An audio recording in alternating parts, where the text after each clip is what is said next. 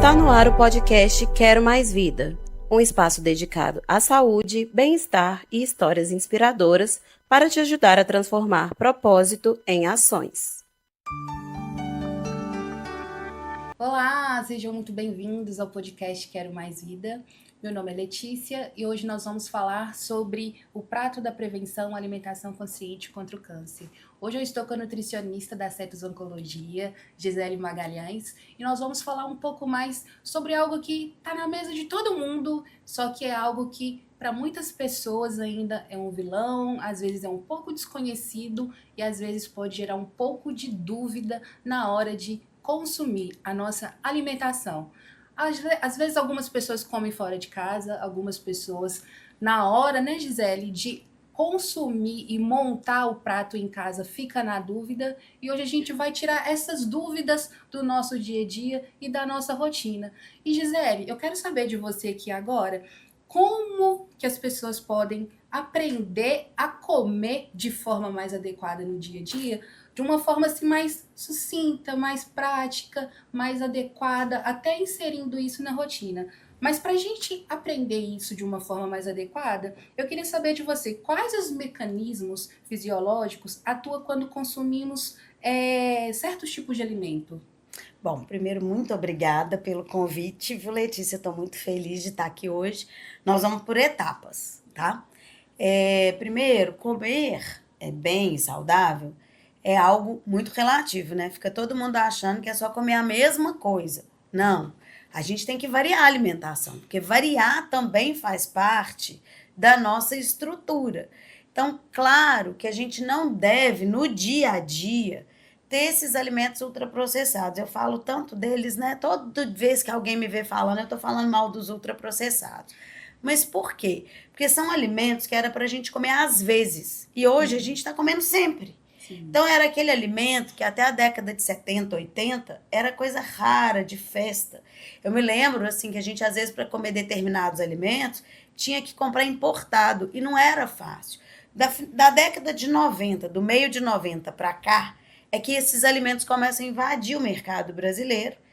E aí, principalmente nos últimos 10 anos, e aí a pandemia, claro, contribuiu para isso, esses alimentos se tornaram muito populares, que eu digo, não é com todo mundo tendo acesso, é vindo muito para a nossa mesa no lugar da comida que a gente sempre fez, que era a comida brasileira tradicional, o arroz com feijão, verdura, legume e carne, seja sem carne às vezes, agora a gente tem um grupo de vegetarianos, de veganos, sempre foi muito mais saudável. E aí existem alimentos que são vendidos como saudáveis. Olha que doideira, né? Então, algumas barrinhas e outras coisas mais, em que as pessoas vão achando que tá fazendo bem, né? Essa onda fitness. Então, a gente tem que ter um certo cuidado. E aí, sabe, a primeira coisa que eu pergunto para os pacientes, você sabe o que você está comendo? É a primeira coisa que a gente tem que entender. O que eu tô comendo? A maioria nem sabe, né? Quer ver? Eu vou dar um exemplo, né? Hoje a moda é creatina para todo mundo. Sim. Concorda? Total. Eu pergunto, o que é creatina? Eu sei só que é o pozinho branco. E muitas vezes as pessoas se confundem até com queratina, né? Que é a questão do cabelo. E aí, a creatina é um composto de 3 aminoácidos. Os aminoácidos são soldadinhos que formam a proteína, que é um grande nutriente que a gente tem, que são os macronutrientes. Então, é um pedacinho daquele macronutriente. Ela tem sua importância, tem a hora de suplementar ou não, mas será que é para todo mundo? E aí um risco que a gente está tendo é que hoje o uso desses suplementos de forma indiscriminada, eles podem causar doenças renais. A gente tem visto o aumento de internações de jovens, principalmente, com insuficiência renal aguda, que é algo reversível, mas que está aumentando a internação. Por quê? Porque sai consumindo isso, e quando o suplemento, ele vai entrar quando a gente não consegue comer. Senão não faz sentido. Aí só para responder onde está a creatina, a gente vai ter creatina. Nas proteínas, só nos carne alimentos, vermelha ou todo tipo de carne? Carne branca, vermelha. Quando a gente tem leite, derivados. Então, nos alimentos que contêm proteína, a gente vai ter creatina. vamos lembrar que a gente não come o nutriente. A gente come alimentos que têm nutrientes. Sim. Então, é um erro gravíssimo falar, vou aumentar a proteína da minha dieta. Aí eu pergunto, quanto? Exatamente. Como que eu sei? Então, aonde que tá esse nutriente? Porque eu tô falando da proteína, porque é o nutriente da moda. Aí tem época que o coitado do carboidrato é o vilão. E que ele não é, ele é necessário. Então, a gente tem 3 macronutrientes. Carboidratos, lipídios e proteínas. Todos os 3 macronutrientes são fundamentais para o nosso corpo humano. Senão a gente não estava aqui vivendo até 100 anos. Sim. Você falou lipídio. O que seria o lipídio? São as gorduras. Então, todo tipo de gordura é lipídio. Sim. Só que tem algumas gorduras que a gente não produz. Sim. E aí a gente tem que comer a partir dos alimentos, que são umas gorduras com umas ligações. Tem umas muito famosas, que é o ômega 3, é bem famoso, que são essas poliinsaturadas, que é um tipo de saturação que a gente não faz. A nossa são as saturadas. E aí também outro equívoco, fica todo mundo achando, eu vou cozinhar com banha de porco. Nada contra a banha de porco. Mas ela é um tipo de gordura semelhante ao nosso. Faz boa digestão no corpo? Aí Então. que entra, porque tem essa questão da popularização de rede social, de modinha, né? Do TikTok e tudo mais. A banha de porco entre o óleo vegetal, o óleo de girassol em si, é melhor para produzir alimentação? Depende. Olha, por exemplo, uma pessoa sedentária, que tem colesterol alto, que já produz a própria gordura de forma genética, endógena, mais do que deveria. Será que se ela comer algo que também facilita essa gordura saturada vai ser bom? Não.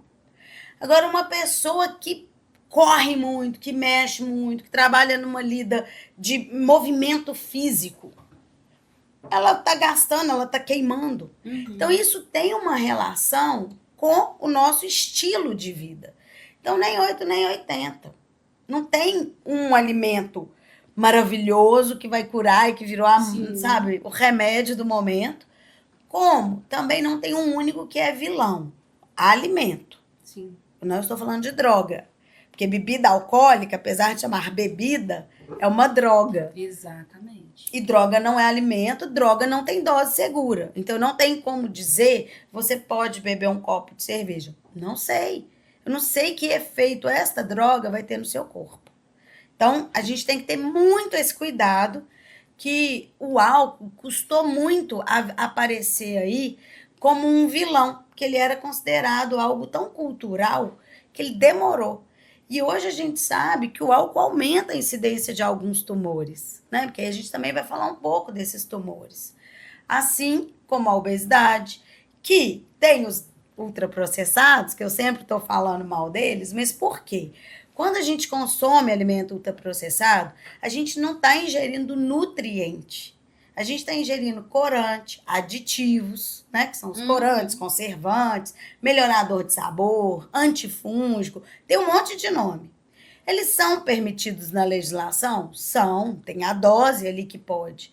Mas por quê? Porque isso não era um alimento para a gente comer todo dia. Sim. Era para comer numa festa de aniversário e no Natal, isso dão 2 vezes no ano. Não, hoje a gente come diariamente. E aí é um problema para o organismo humano, porque são aditivos que a gente deve eliminar. E eles alteram o nosso funcionamento do corpo. Aí nessa parte da fisiologia que você perguntou, vem muito isso, a gente começa a causar adoecimento. E tem alguns corantes que já são hoje considerados muito nocivos para a saúde. Os famosos cancerígenos que a gente fala. É, que principalmente nitrato e nitrito. E aí, olha que doido, eu falo sempre dos embutidos. Mas recente, eu estava no supermercado e tinha carne fresca temperada. Quando eu fui ler os ingredientes, está lá o nitrito. Porque ele é um corante que dá aquela coloração rosinha, que dá um aspecto de saudável na carne. Não sei. Aí a gente olha assim, uma carne fresca, temperada. E aí tá lá o danadinho do nitrito. Mas já existem carnes embutidas, são poucas ainda importadas, que já estão vindo escritos sem corantes, sem conservantes. Por quê? Porque existe campanha em alguns países já nisso. Agora, pode não acreditar, mas o nosso país é um dos países que mais segue as legislações da OMS e da OPAS para combate à obesidade e melhora da saúde. Então, a gente tem esses lugares, que é a amamentação, a diminuição dos ultraprocessados. Só que, claro, que a indústria tem que ter um tempo para se adequar. Então, não vai ser amanhã, hoje passa a legislação, foi sancionada em janeiro, muda tudo. Aí a gente quebra a indústria. Então, a indústria vai ter um tempo para adequar os alimentos processados e ultraprocessados. E é assim que se caminha para uma construção saudável.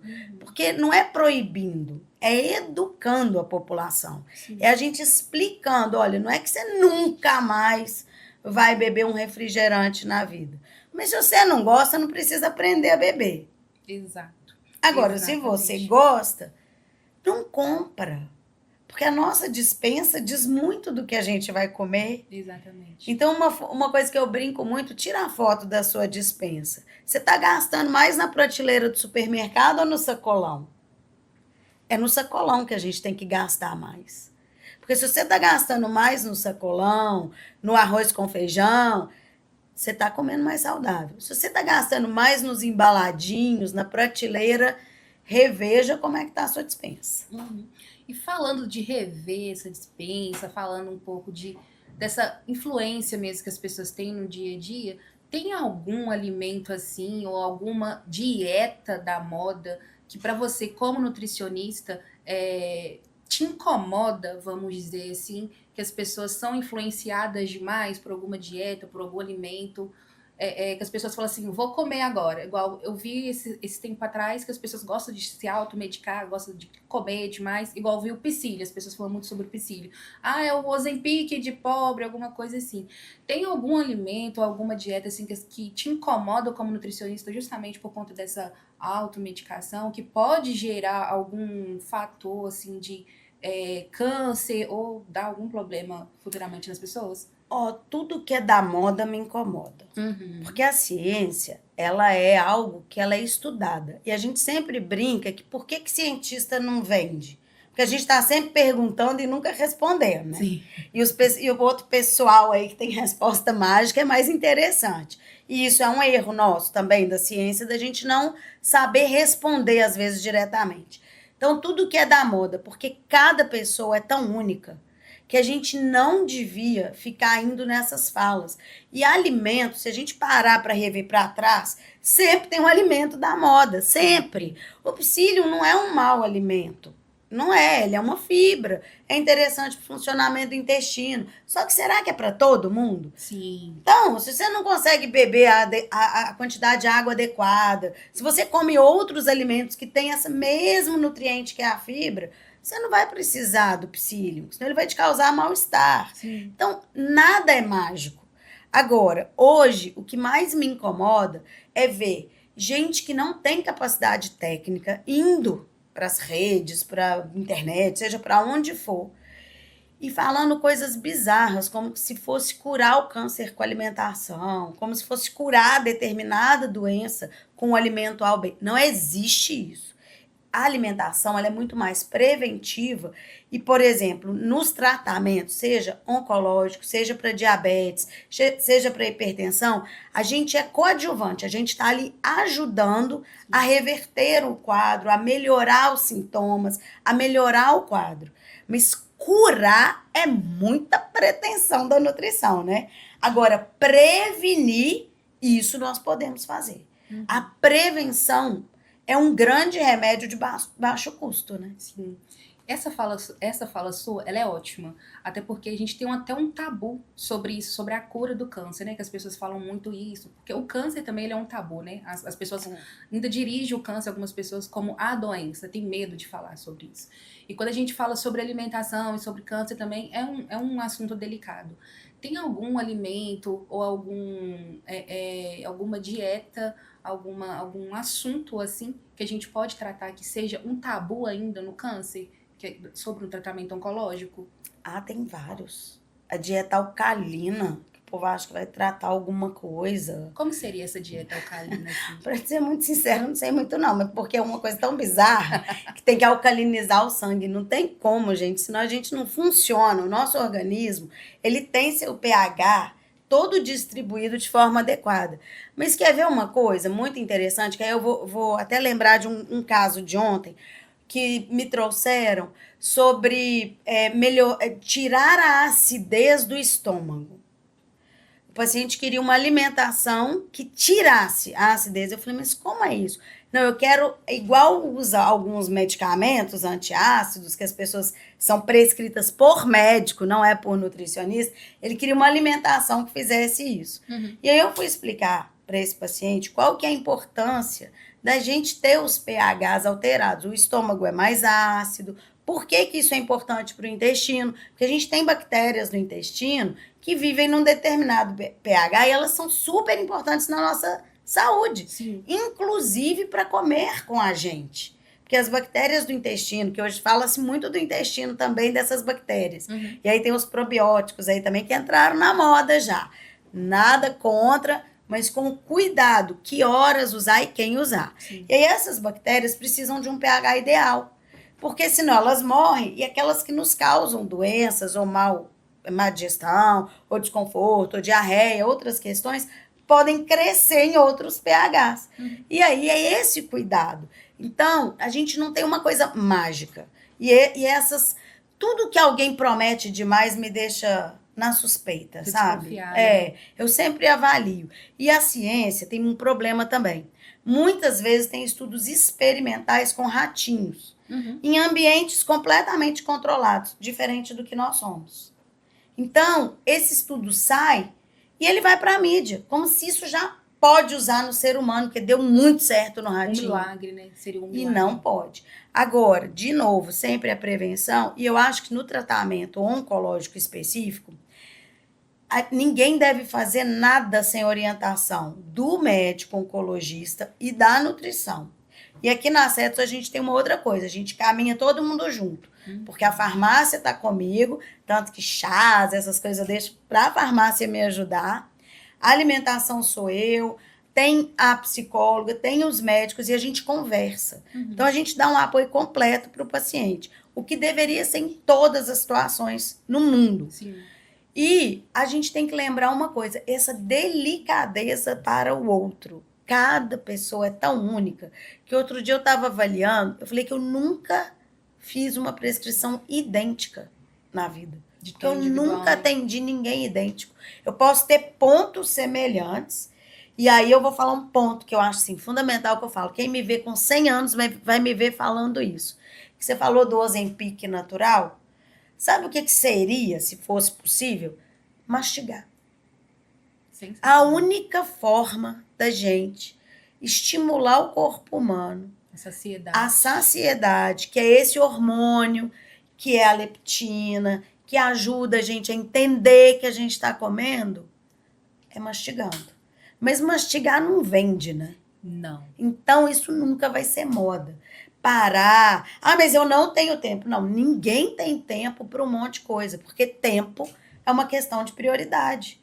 Exato. Então, parar, respirar, começar a comer, sentir gosto, saborear, conversar, compartilhar, é tempo. Mas será que esse tempo não ganha? Exato. E é tão óbvio que às vezes o óbvio precisa ser dito, só que o óbvio, às vezes, a gente não quer ouvir o óbvio. E ou escutar, você precisa mastigar para ter sua saciedade. A gente não quer isso. Mas mastigar não é lento, é usar a língua, é sentir o paladar. sabor. Exato, o cheiro. Porque quando a gente engole direito, o ar sobe. E a gente sente cheiro. Por isso que tem gente que fala assim, eu resfriei e não tô sentindo gosto de nada. Gosto tá, se você colocar pimenta, sal, você vai sentir. Você não sente cheiro. E aí isso inibe. Quer ver um alimento, é uma especiaria, que é muito comum, canela. Canela, ela é muito cheirosa. Se você tiver sem olfato e colocar canela na língua, você não vai perceber o que é. Tampa o olho, tira, não sente cheiro. Não percebe. Agora, canela, se ela passar assim, você já está sentindo o cheiro. Então, e a gente lembrar o seguinte, claro que eu não estou falando do mastigar com pessoas que estão doentes por algum motivo. Óbvio. Seja com a obesidade, assim. Por quê? Na obesidade, muitas vezes, dependendo do tamanho que o tecido adiposo tá, ele vai ser muito sensível a não sentir saciedade, porque ele inibe mesmo. Então, Sim. é um outro ponto. Então, a gente tem que ter essa delicadeza. Eu tô falando desse mastigar, de arrumar tempo, para quem quer prevenir várias doenças. Sim. Aí a gente tem que ter esse cuidado. Então, sempre, minha frase é, mastigue saboreando. Gisele, uma pergunta aqui, que eu acho que muita gente, tem essa dúvida, como que o autoconhecimento das pessoas pode ajudar também no auxílio do emagrecimento, e nem às vezes no emagrecimento, porque comer saudável não é só emagrecer, é também saúde, né? Como que esse autoconhecimento pode ajudar numa vida mais saudável em relação à alimentação? Então, vou te falar umas coisas. Primeiro, nutricionista não é para emagrecer. Ótimo. A nossa profissão não nasce aí. Ela é uma profissão para a gente ter segurança alimentar, comer de forma saudável e correta. Isso não significa só emagrecimento, significa viver. E essa questão do autoconhecimento é fundamental, porque cada pessoa é especialista de si mesma. Se a gente se escuta, a gente sabe o que a gente está precisando. Então, tem dias que a gente quer comer coisa salgada. Tem dias que a gente quer coisa fria, tem dias que a gente quer coisa quente, tem dias que a gente quer algo que vai dar conforto. É isso mesmo, o corpo humano funciona. E ele diz muito, ele é a máquina mais perfeita que tem. E ele nos diz muito. Então, além desse autoconhecimento, a gente pode começar a desenvolver algumas habilidades. Cozinhar parece algo do outro planeta, mas não é. É mais simples. Às vezes o cozinhar não é ir para o fogão fazer uma comida elaborada, pelo contrário. Às vezes é uma misturinha que a gente faz com um alimento ou outro. As compras, quando a gente vai ao supermercado, ir para a área de sacolão, ou vai ao sacolão à feira livre, que é uma delícia. Mas quem fala, não tenho tempo, não gosto, não suporto. Tá bom, hoje tem muitos lugares que entregam verduras, legumes de qualidade. A gente pode comprar no mesmo sacolão da sua rua. Ele vai entregar. Então, também é uma opção. E, às vezes, é uma comidinha crua mesmo que vai misturar. Agora, existem, hoje, alguns sites muito interessantes de comida, que é chamado comida de verdade. Eu acho que toda comida é de verdade. Não existe de mentira, a não ser de plástico. Mas comidas, assim, feitas, que ensinam, isso é legal. Mas a gente tem que ter um cuidado com esse tanto de influência, esse tanto de mídia aí, dizendo para fazer receitas mirabolantes, mágicas, fitness, aí troca uma coisa por outra, aí deixa de ter aquele sabor também, que nos remete a algo bom. Então, é muito importante a gente saber o que cada um de nós, individualmente, precisa. Então, se você está na dúvida, não sabe, o ideal, a consulta com o seu médico, para saber como é a sua saúde, e depois o nutricionista. Porque o nutricionista, ele não é médico.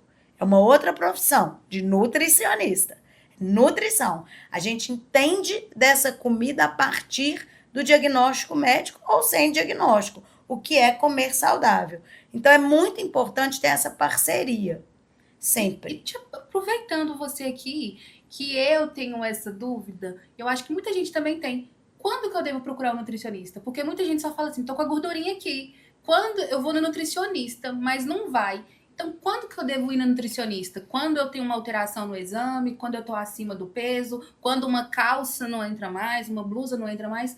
Quando que eu devo ir no nutricionista? Ou melhor, quando que um paciente oncológico deve procurar um nutricionista? São duas situações. Pessoa que não tem nada, está incomodada com alguma coisa, ou quer mexer na alimentação, ou quer conhecer mais o que está comendo, pode ir ao nutricionista quando quiser. Mas eu brinco isso com meus pacientes aqui na Certos. Eu não sou nutrichata. Né? Não pode, corta, não é isso. É a gente ver o que a pessoa come e organizar construindo junto.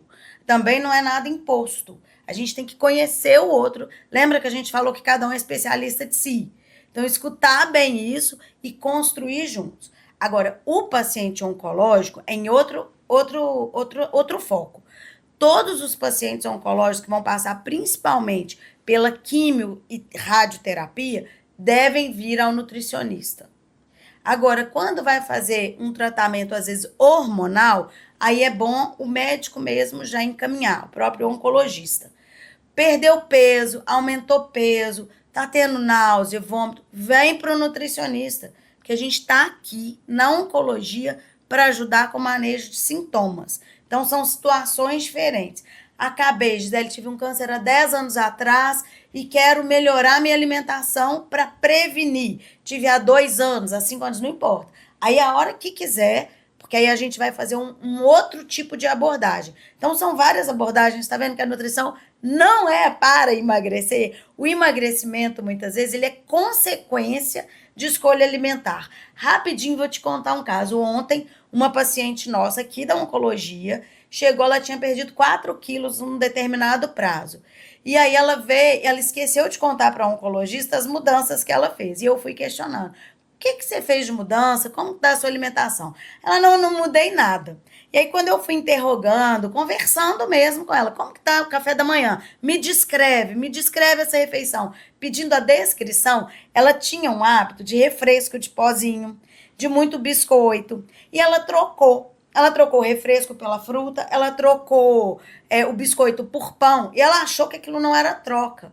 Eu fui orientando sobre esses processados, esses ultraprocessados, e ela fez a troca. E ela perdeu 4 quilos. Eu falei, não, tem motivo. Porque ela não tinha sintoma, ela não estava com enjoo, ela não teve diarreia, ela não teve nada. Bem disposta, sentindo bem. Aí eu falei assim para ela, não, você fez mudança, olha aqui. Aí fui comparando as consultas anteriores com a que ela estava, e aí a gente entendeu que a mudança, ela não foi exclusivamente calórica, ela foi de qualidade alimentar. Uma paciente que não estava passando fome, pelo contrário, ela falou, eu estou comendo mais. Eu falei, não está comendo mais, você está sentindo saciedade. É diferente. Então, às vezes é isso, a gente também fica com alguns equívocos. E aí ontem eu fui atrás da médica dela para avisar, olha, não, a perda de peso foi intencional. Ela só não entendeu aonde ela fez as mudanças. Excelente. Agora, só mais um ganchinho que eu quero pegar, que muitas vezes também eu tenho essa dúvida, qual que é a diferença entre dieta e reeducação alimentar? Porque muitas vezes as pessoas também pensam que essa questão da dieta é para perda de peso rápida, né? E reeducação alimentar, eu escuto as pessoas também falando assim, reeducação alimentar para toda a vida. E a dieta, eu quero perder um peso mais rápido. É isso? Dieta é o que a gente come. O que a gente come é uma dieta. Qual é a sua dieta do dia? Ou qual é a sua alimentação do dia? Então, dieta é o que a gente come. Regime é que era uma palavra usada para emagrecimento. E aí, como ela ficou muito ruim de ser usada, as pessoas começaram a usar o termo correto. Dieta é a comida. Reeducação alimentar é quando a gente vê algo que não está adequado. Então, por exemplo, igual eu citei dessa paciente, e a gente faz algumas mudanças. Então, fez uma mudança de hábito que é para a vida toda. Assim como a gente vai ter dieta a vida toda, mas não tem que ser restritiva. Esse é o cuidado que a gente deve ter. Até porque comer muito igual, comer muito restrito, isso pode causar outros danos à saúde. Além da deficiência de nutrientes, a gente pode ir para um lugar muito ruim, que é o transtorno alimentar, que é uma outra conversa, mas algo que a gente tem que ter um cuidado muito grande, porque por incrível que pareça, está aumentando muito o diagnóstico de transtorno alimentar. Excelente. Excelente. A gente já está caminhando aqui para o final do nosso podcast, mas Gisele, antes de encerrar, eu queria te pedir só uma coisinha. Qual dica, qual conselho você daria para as pessoas, alguns pacientes oncológicos, ou para as pessoas que estão ouvindo a gente que não tem câncer, mas que gostariam de prevenir através da alimentação? Conselho eu não dou, não. Porque senão, se fosse bom, eu ia Vendia. cobrar. Mas eu dou sugestão. A primeira, arruma tempo para comer. No Guia Alimentar para a População Brasileira, isso está descritinho. Então, senta, tenha tempo, mastigue, compartilhe. E desembala menos, descasca mais. Pronto. Se você está lembrando dessas duas máximas, você já está 50% de caminho andado para ter uma alimentação saudável, segura e digna. Que a gente também tem que ter a dignidade para comer. Perfeito. É isso. Obrigada, gente. Até o próximo programa. Esse podcast é um oferecimento do Grupo Mira. Abrace a saúde e viva melhor.